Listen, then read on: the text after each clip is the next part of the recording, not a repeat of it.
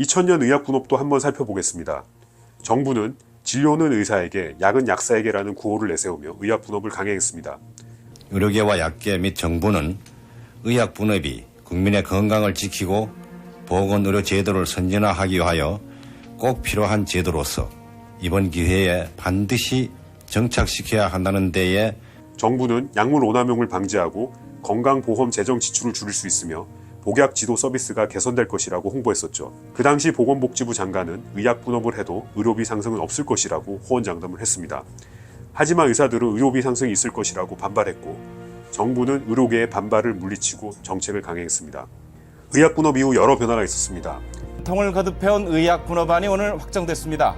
병원에서는 처방전만 내고 약은 약국에서 조제하는 것을 골자로 한 의약분업은 내년 7월부터 시행될 예정입니다. 의료비의 측면을 본다면 의약분업 후 5년간 약 20조가량 건강보험 재정이 추가적으로 지출되었고 국민이 내는 건강보험료 또한 2배 가까이 증가되었습니다.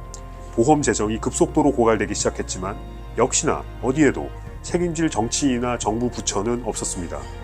그리고 의약분업 시행 전에는 환자들이 병원에서 진료와 처방을 한 번에 받을 수 있었습니다. 약만 필요하다면 약국을 갈 수도 있었죠. 그런데 이제는 몸이 불편한데도 병원에, 약국에, 다른 장소를 2번이나 방문해야 하는 불편함이 생겼습니다. 그동안 마음대로 살 수 있었던 항생제류와 조제 감기약 등은 앞으로 처방이 있어야 구할 수 있습니다. 몸이 불편하신 분들에게는 이런 동선의 불편함도 크게 다가옵니다. 이렇게 되면 환자들은 병원에서 진료를 받은 뒤 의사의 처방전이 있어야만 약국에서 약을 조제받을 수 있습니다. 약의 오남용으로부터 국민을 보호하고 보건의료제도를 선진화한다는 취지로 실시된 의약분업이 시행 2년이 되어갑니다.